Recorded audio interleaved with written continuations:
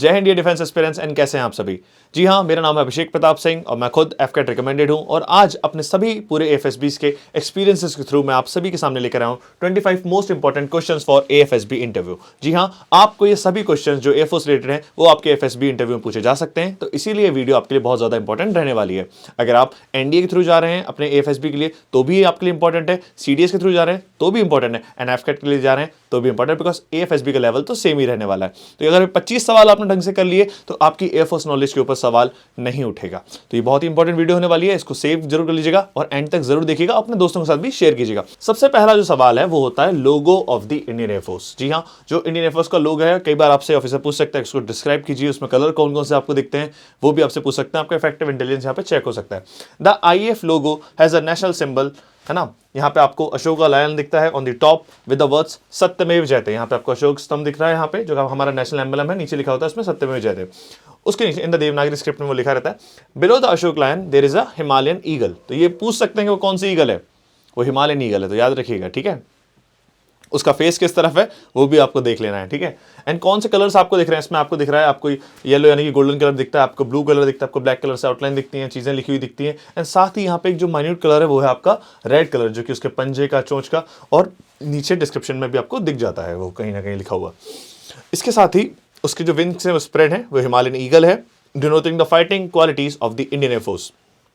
A ring in light blue color encircling the Himalayan eagle with the words भारतीय वायुसेना। तो यहाँ पे एक लाइट कलर की आपको रिंग दिख रही है एंड साथ ही उसमें लिखा हुआ है भारतीय वायुसेना। The motto of the Indian Air Force is नभ स्पर्शम Deeptam is inscribed below the Himalayan eagle in the golden Devanagari. तो यहाँ पे लिखा क्या है, आपका इंडियन एयरफोर्स का मोटो लिखा हुआ है नभ स्पर्श दीप्तम। तो इस तरीके से आप लोगों को डिफाइन कर सकते हैं कि नेशनल एम्बलम है, उसमें आपको हिमालयन ईगल दिखाई देती है और नीचे लिखा रहता है मोटो नभ स्पर्श दीप्तम, और नीले वाली रिंग में लिखा रहता है भारतीय वायुसेना। आई होप ये आपको क्लियर रहा होगा।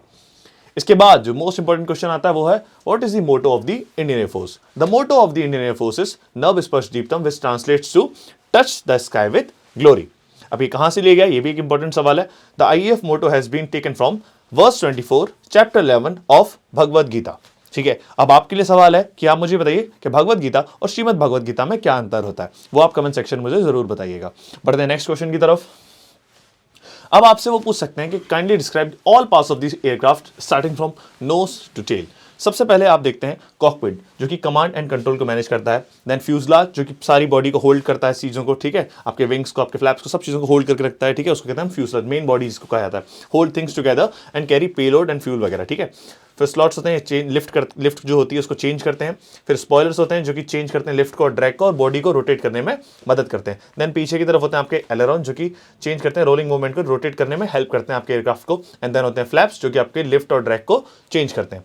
पीछे होते हैं एलिवेटर जो कि पिच अप पिच डाउन, जो नोज होती है ना उसको पिच अप पिच डाउन करने में मदद करते हैं। कौन करते हैं, एलिवेटर्स। एंड साथ ही आपका होता है रडर जो कि आपका कंट्रोल होता है रडर पैडल से, एंड साथ ही ये करता है आपके योइंग मूवमेंट को, यानी कि साइड टू साइड मूवमेंट को कंट्रोल करता है, ठीक है। फिर आपके होते हैं वर्टिकल स्टेबलाइजर जो कि कंट्रोल करते हैं योइंग मूवमेंट को, एंड साथ ही आपके होते हैं हॉरिजॉन्टल स्टेबलाइजर जो कि कंट्रोल करते हैं आपकी पिच को। फिर विंग जो होता है वो किस लिए होता है, जनरेट करता है लिफ्ट को, है ना, और जो जेट इंजन होते हैं वो करते हैं जनरेट आपके थ्रस्ट को, यानी कि फोर्स प्रोवाइड करते हैं आपके एयरक्राफ्ट को आगे मूव करने में, ठीक है। एंड आपके विंग्स क्या करते हैं, उसको लिफ्ट प्रोवाइड करते हैं अपने एरोडायनामिक शेप से, ठीक है। अब आप आगे पूछ सकते हैं आपसे interviewing officer what is the role of the aircraft in the Indian air force. तो आपके एयरक्राफ्ट इतने सारे हैं, ठीक है, इनका रोल क्या है इंडियन एयरफोर्स में, ये एक बहुत ही ज़्यादा इंपॉर्टेंट क्वेश्चन आया था। अब ऐसे में जो आपका पहला है फाइटर जेट्स का, तो ये आपको एयर सुपीरियरिटी प्रोवाइड करता है, ठीक है, ग्राउंड अटैक्स में प्रोवाइड करता है। एंड साथ ही एग्जांपल्स क्या हैं आपके फाइटर जेट्स के, Su-30 MK, Rafale and Tejas. Then आपका आता है ट्रांसपोर्ट एयरक्राफ्ट, ये आपके ट्रूप को, कार्गो और मूवमेंट में हेल्प करता है, डिजास्टर रिलीफ में हेल्प करता है। एंड इसमें कौन सा आता है आपके C-17, C-130J, super Hercules and AN-32। आपको बताना है मुझे AN-32 हमने कहाँ से लिया था, ठीक है।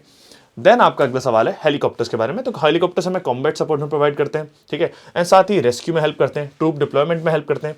अपाचे है और चिनूक है, फिर MI-17 है, ठीक है। आप बता सकते हैं अपाचे और चिनूक कहाँ से लिए हमने, ठीक है।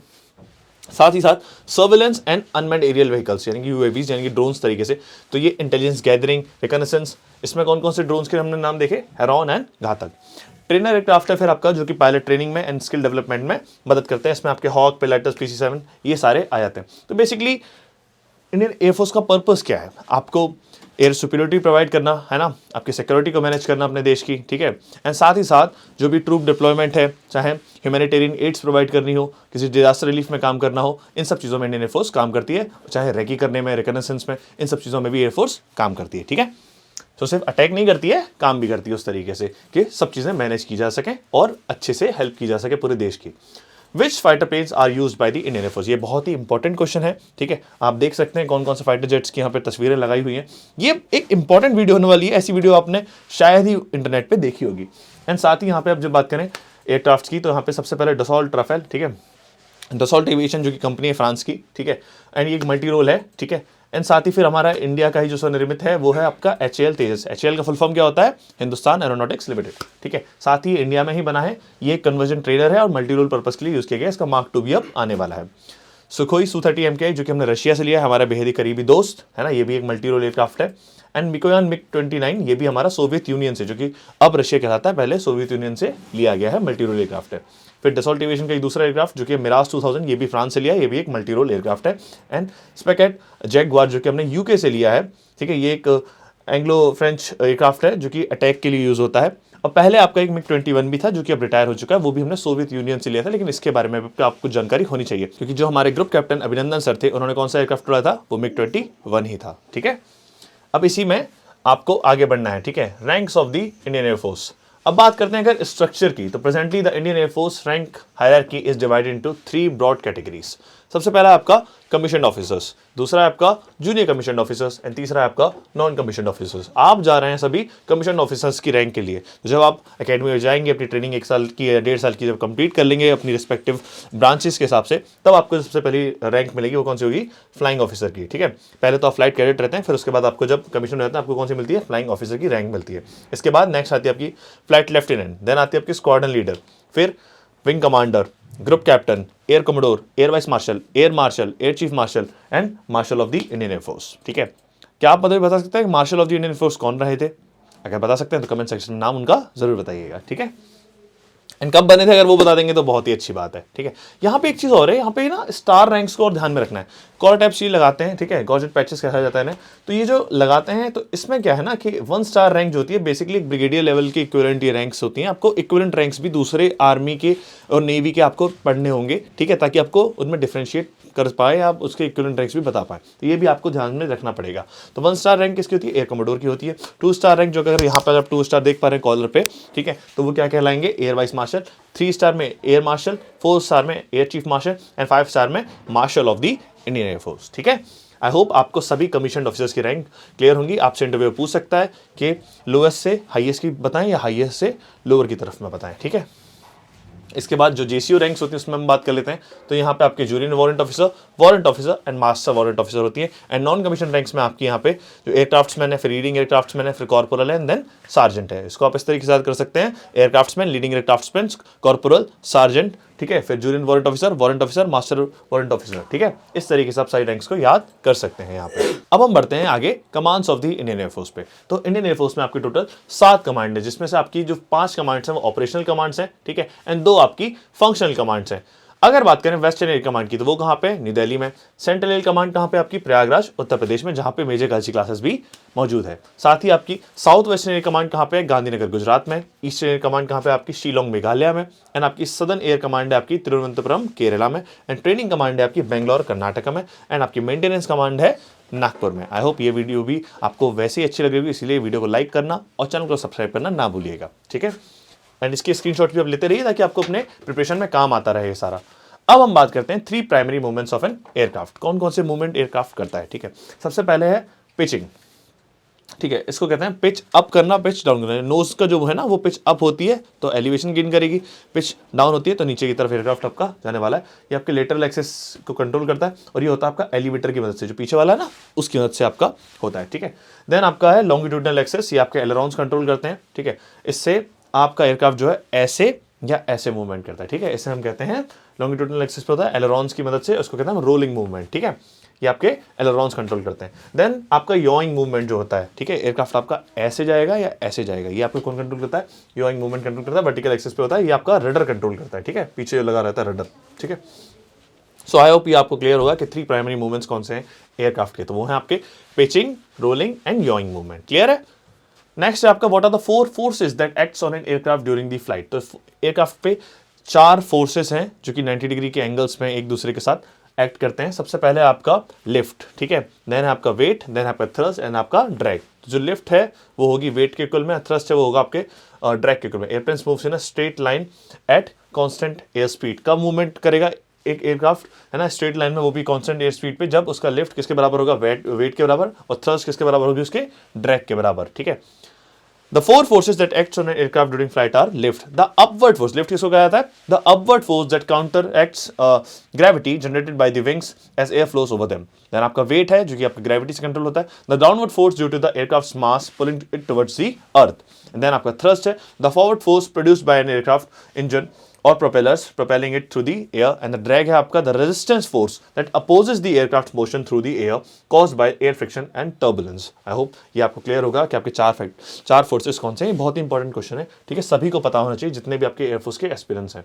नेक्स्ट क्वेश्चन है आपका, which transport aircrafts are used by the Indian Air Force? The Indian Air Force operates a diverse range of transport aircrafts tailored to fulfill crucial roles such as troop transport, cargo logistics and VIP transportation. These aircrafts are indispensable in ensuring the IAF's mobility and rapid deployment of personnels and supplies across the nation and beyond. So ये इतने बड़े बड़े aircraft जो आप देख रहे हैं, ठीक है, इनके इंडियन नेम्स भी अगर आपको पता हो तो किसी का नाम गजराज है, ठीक है ना, तो ये बड़े बड़े नाम है इनके, ठीक है, तो ये आपको पता होना चाहिए किसका नाम गजराज है ना, किसका नाम अकबर है, अकबर हेलीकॉप्टर का नाम है वैसे, तो ये सारी चीज़ें आपको पता होनी चाहिए। ठीक है, अब इसी में इंडियन नेम्स भी आप याद कर सकते हैं, शमशेर किसका नाम है, बहादुर किसका नाम है, ठीक है, और वज्र किसका नाम है, ये सारी चीज़ें भी आपको पता होनी चाहिए। मैंने हालांकि इस वीडियो में रखा नहीं है, बट आपको उसका आइडिया भी होना चाहिए। अब बात करते हैं कौन से ट्रांसपोर्ट एयरक्राफ्ट इंडिया यूज कर सकता है। बोइंग 737 यूएस से लिया गया वीआईपी ट्रांसपोर्टेशन के लिए, बोइंग 777 यूएस का है वीआईपी ट्रांसपोर्टेशन के लिए, बोइंग C-17 आपका यूएस का है, स्ट्रेटेजिक एयरलिफ्टर है, इल्यूशन IL-76 ये आपका सोवियत यूनियन यानी कि रशिया से लिया गया है, वो भी एक स्ट्रेटेजिक एयरलिफ्टर है ना। एंटोनॉम AN-32 ये आपका यूक्रेन से लिया गया है, ट्रांसपोर्ट एयरक्राफ्ट है। एम्ब्रेलर जो कि आपका ब्राजील से लिया गया, ये एक वीआईपी ट्रांसपोर्टेशन है। डॉर्नियर DO 228 ये आपको जर्मनी से लिया गया, ट्रांसपोर्ट एयरक्राफ्ट है। एंड आपका C-295 ये स्पेन से लिया गया है और ट्रांसपोर्ट एयरक्राफ्ट है। ठीक है, तो स्पेन की एक फैक्ट्री भारत में भी लगी है, बताना है आपको कहाँ लगी है, ठीक है, सेम एयरक्राफ्ट की। एंड आपका C-130 सुपर हर्कुलस यूएस से लिया गया, ये भी एक टैक्टिकल एयरलिफ्टर है। ठीक है, अब हम बात करते हैं which helicopters are used by the Indian Air Force. Okay, सबसे पहले उसमें HAL प्रेजेंट, बिल्कुल इंडिया ने ही बनाया, ये एक तरह का अटैक हेलीकॉप्टर है। देन आपका बोइंग AH-64 जो कि अपाचे है, ये आपका यूएस से लिया गया अटैक हेलीकॉप्टर है। फिर आपका Mi-24 रशिया से लिया अटैक हेलीकॉप्टर है, एंड इसके वेरिएंट्स Mi-25 एंड 35 है। HAL रुद्र जो कि इंडिया का ही है, और ये अटैक हेलीकॉप्टर है जो कि इसको Indian army most prominently use करती है। ठीक है, CH-47 चिनूक आपका यूएस से लिया गया ट्रांसपोर्ट एयरक्राफ्ट है। Mi-17 रशिया से लिया गया यूटिलिटी एयरक्राफ्ट है, हेलीकॉप्टर बेसिकली मतलब। ध्रुव जो है आपका वो भी इंडिया का है, यूटिलिटी हेलीकॉप्टर है। एंड आपका HAL लाइट यूटिलिटी हेलीकॉप्टर ये यूटिलिटी पर्पज से यूज़ किया गया है। ठीक है, अलर्ट 3 आपका फ्रांस और इंडिया के कोलिजन से बना हुआ है, एंड साथ ही लाइसन कंपनी इसका ओन करती है। एंड आपका लामा है जो कि आपका फ्रांस और इंडिया के कोलैबोरेशन से बना है, ये भी एक तरह का यूटिलिटी हेलीकॉप्टर है आपका, तो इसका भी स्क्रीनशॉट आप ले सकते हैं। इनके इंडियन नेम आपको यहाँ पे मिल जाएंगे, चेतक, चीतल और चीता। ठीक है, तो ये इंडियन नेम्स जो हमने रखे हैं, हालांकि ये फ्रांस और इंडिया के कोलैबोरेशन से बने, ये आप इनकी इमेजेस भी देख सकते हैं। ठीक है, डबल रोटर वाला कौन सा है आपका, चिनूक है, ठीक है, जो कि यूएस का है। और हेलीकॉप्टर की जो ये हेलीकॉप्टर देखिए इसमें मोर बना हुआ है, ये HAL ध्रुव है जो कि आपका सारंग टीम जो कि एरोबैटिक टीम है ना, उसमें काफ़ी नीडफुल रहता है। अब आपको बताना है कि जो हमारी सूर्य किरण टीम है उसमें कौन से एयरक्राफ्ट होते हैं और कितने एयरक्राफ्ट होते हैं, ये भी आपको हमें बताना होगा। ठीक है, कमेंट्स में। What is the CPSS test? जब आप एयरफोर्स में रिकमेंड हो जाते हैं, इसके बाद आप जो नेक्स्ट टेस्ट देने आते हैं वो होता है आपका CPSS टेस्ट। इसको कहते हैं हम computerised pilot selection system. The CPSS is a computerised system used to assess and select potential pilots for the Indian air force, है ना, replacing the older pilot aptitude battery test जो कि पहले होता था PABT, उसको रिप्लेस करके क्या लाया गया, CPSS लाया गया। ठीक है, इस तरह की कॉकपिट में आपको बैठाया जाता है जहाँ पे आपको मल्टीपल तरह के गेम्स खेलने पड़ते हैं, बट उसमें आपकी स्किल्स जो है, ठीक है, बहुत ज़्यादा आपका हैंड का, आपके लेग्स का, अपने माइंड का कोऑर्डिनेशन, अपनी आइज़ का कोऑर्डिनेशन बहुत ज़्यादा इंपॉर्टेंट होता है, तो इसीलिए आप इसको फिर क्वालिफाई कर पाते हैं। The system evaluates candidates psychomotor and cognitive skills including information processing speed, accuracy, coordination, visual access and time sharing abilities. इससे पहले आपको लगभग एक कंप्यूटर पे बैठाया जाएगा, उसके सामने पहले आपको 10 वीडियोस दिखाई जाएंगे उस टेस्ट के बारे में। ठीक है, अच्छे समझना है उसको, फिर उसके बाद आप उस पर 60 क्वेश्चन, 30 क्वेश्चन, रीजनिंग के कुछ ऐसे सवाल, वो सब आपको करना है। ठीक है, तो इंस्ट्रक्शंस आपको ध्यान से सुननी है, आप CPSS क्वालिफाई कर पाएंगे फिर। ठीक है, नेक्स्ट है आपका how does a radar work. तो रेडार आपका वर्क करता है on the emission of radio waves पे, ठीक है। तो एमिटेड वेव्स जाती हैं जो टारगेट है उसे टकराती हैं और वापस ट्रांसमीटर या रिसीवर के पास वापस आ जाती हैं, उसके मेजर से वो डिस्टेंस को कैलकुलेट कर लेते हैं कितने डिस्टेंस पे वो आपका ऑब्जेक्ट है।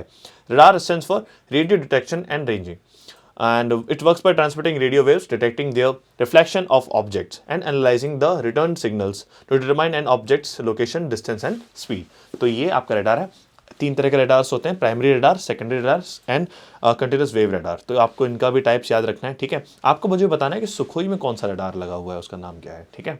इंपॉर्टेंट क्वेश्चन है, ये भी आ जाता है इंटरेस्टिंग। अगर आप जैसे बताते हैं ना कि सर मुझे ये वाला एयरक्राफ्ट उड़ाना है, तो आपको उस एयरक्राफ्ट के बारे में सब कुछ पता होना चाहिए। फ्यूल कैपेसिटी क्या है ना, मैक्सिमम टेक ऑफ वेट कितना वो कैरी कर सकता है, साथ ही उसकी रेंज कितनी है ना, कौन से मिसाइल्स वो कैरी कर सकता है, किस टाइप के मिसाइल्स कैरी कर सकता है, ब्रह्मोस कैरी कर सकता है कि नहीं कर सकता है, ठीक है। ये सब कुछ पता होना चाहिए आपको उसके बारे में, डायमेंशन कहते हैं उसके।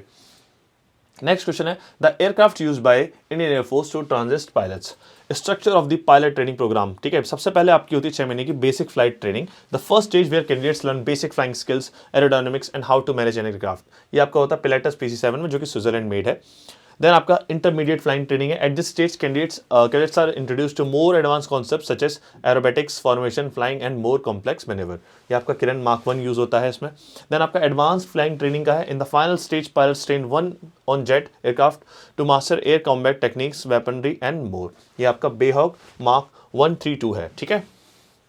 नेक्स्ट आपका इंडियन एयरफोर्स एकेडमी कहाँ पे लोकेटेड है, ये है आपकी डुंडिगल, हैदराबाद, तेलंगाना में। ये फाउंड हुई थी 1969 में। And AFA trains air force officers in flying, technical and ground duty branches. The academy focuses on leadership, discipline and technical expertise needed for the Indian air force officers. Clear? तो कहाँ पे है? डुंडिगल, हैदराबाद में। देन आपका एक्सप्लेन बर्नौलीज प्रिंसिपल, ये बहुत ज़्यादा आता है आपका बर्नौलीज प्रिंसिपल का। इसकी सिंपल सी डेफिनेशन है, वो आप उसको पढ़ सकते हैं। Bernoulli's principal states that and increase in the speed of a fluid across within a decrease in pressure और decrease in a fluid potential energy, ठीक है। तो अगर जैसे कि मान लीजिए स्पीड ज़्यादा होगी किसकी, फ्लूइड की, ठीक है, तो प्रेशर क्या होगा, कम होगा, ठीक है। और अगर प्रेशर ज़्यादा है तो स्पीड फ्लूइड की क्या होगी, कम होगी, ठीक है। वाइस वर्सा इसका चलता है, ठीक है। फॉर्मूला आपका नीचे लिखा हुआ है।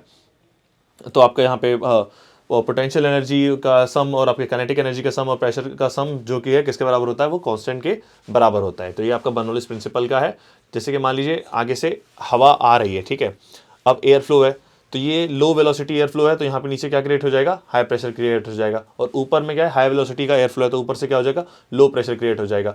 अब बिकॉज प्रेशर डिफरेंस क्रिएट हो गया, ऊपर से लो प्रेशर है, ठीक है, क्योंकि ऊपर की हवा क्या है, हाई है, बहुत ज़्यादा तेज आ रही है। अब ये क्या कर रहा है, लो वेलोसिटी क्रिएट कर दे रहा है, ऐसा शेप उसका एरोडायनामिक शेप, लो वेलोसिटी क्रिएट कर दे रहा है हवा की। तो नीचे क्या हो रहा है, प्रेशर बढ़ जा रहा है। अब जब प्रेशर बढ़ जा रहा है, ऊपर का प्रेशर कम है, तो वो क्या हो रहा है, लिफ्ट कर रहा है हमारा एयरक्राफ्ट, क्योंकि पीछे से भी आपको स्पीड मिल रही है, ठीक है। तो इस तरीके से लिफ्ट और थ्रस्ट के पर्पज से वो एयरक्राफ्ट आपका ऊपर उड़ जाता है, ठीक है। देन आपका what is buoyancy and how it related to an aircraft, ठीक है। तो buoyancy refers to an upward force exerted on object immersed partially or completely in fluid. For flight, an aircraft must display a mass of air downwards equal to its own mass each second. This principle is a fundamental to understand how aircraft remains airborne, ठीक है। तो जो fluid है ना, तो जो upward force exert करता है फ्लूइड, लिक्विड हो चाहे आपका एयर हो, ठीक है, उसी को हम क्या कहते हैं, बायंसी कहते हैं। तो जितना उसका वेट है उतना ही वो डिस्प्लेस करना चाहिए वहाँ पे आपका उसको क्या कहते हैं, displace a mass of air, जो उसके नीचे एयरक्राफ्ट के नीचे का एयरक्राफ्ट के उस पर्पज से बात करें तो displace a mass of air downwards equal to the weight of that particular thing, उसी को हम क्या कहते हैं, बॉयंसी कहते हैं यहाँ पे, ठीक है। तो यहाँ पे आप देख सकते हैं ग्रेविटी है नीचे, फिर बॉयंसी है, ठीक है। ग्रेविटी उसको नीचे कहती है, बॉयंसी वो अपने आप से डिस्प्लेस करता है चीज़ों को, फ्लूइड उसको उसकी डेंसिटी से ऊपर लेकर आता है, ठीक है। मास ऑफ ऑब्जेक्ट है यहाँ पे आप देख सकते हैं, पी क्या है यहाँ पे, object density of the object है, ठीक है। सो ये पूरा बायंसी का कॉन्सेप्ट है। बायंसी का और बर्नौलीज प्रिंसिपल का ध्यान से पढ़ के जाइएगा। आर्किमिडीज प्रिंसिपल क्या होता है वो भी आप ध्यान से पढ़ के जा सकते हैं। Define knots, nautical miles and Mach. A knot represents 1 nautical mile per hour. A nautical mile equals to 1.8 kilometers. A standard mile equals to 1.6 kilometer. Mach measures speed relative to sound velocity. Mach 2 means twice the speed of sound. तो speed of sound क्या होती है, 1234 kilometre per hour के approx होती है, यानी कि 343 metre पर सेकंड के अप्रोक्स होती है, ठीक है। तो स्पीड ऑफ साउंड के अगर डबल कोई चीज़ होगी तो क्या कहलाएगी, सुपरसोनिक कहलाएगी। अगर 5 टाइम्स होगी तो कहलाएगी हाइपरसोनिक। अगर जो 1 मैक के आसपास ही होगी, अगर for example speed of sound के बराबर होगी तो सबसोनिक है, ठीक है। और एक ट्रांससोनिक भी होता है, वो भी आपको देख लेना है, ठीक है। उससे अगर कम होती है तो सबसोनिक यानी शायद कम, और फिर ट्रांससोनिक यानी कि उसके बराबर की होती है, ठीक है। मार्शल ऑफ द एयरफोर्स की अगर बात करें तो वो थे हमारे Arjan Singh ji, marshal of the Indian Air Force Arjan Singh.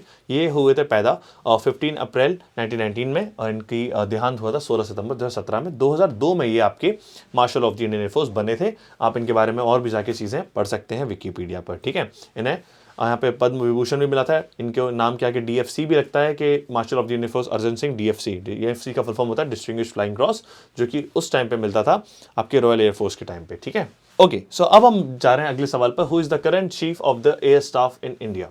Okay, so chief of the air staff कौन है यहाँ पे? So basically air chief marshal Amarpreet Singh ji, आपके जो PVSM AVSM यानी कि परम विशिष्ट सेवा मेडल एंड अति विशिष्ट सेवा मेडल जो कि कमीशन हुए थे इंडियन एयरफोर्स में अपनी फाइटर स्ट्रीम में 21 दिसंबर 1984 में। तो एक एलुमनाई है नेशनल डिफेंस एकेडमी के, डिफेंस सर्विसेज स्टाफ कॉलेज के एंड नेशनल डिफेंस कॉलेज के। He is a qualified flying instructor and experimental test pilot with more than 5000 hours of service flying and variety of fix and rotatory wings aircraft, ठीक है। तो ये काफ़ी cool है हमारे air chief martial साहब, है ना। इसके साथ ही मैं आपको ये बताना चाहूँगा ये टेस्ट पायलट है। टेस्ट पायलट क्या होता है? जैसे कि सबसे बड़ी बात तो पहली बात तो पायलट बनना ही बहुत बड़ी बात है, इंडियन एयरफोर्स में जाना ही बड़ी बात है अपने आप में, ठीक है। फिर उसमें आपको पायलट बनना बहुत बड़ी बात है।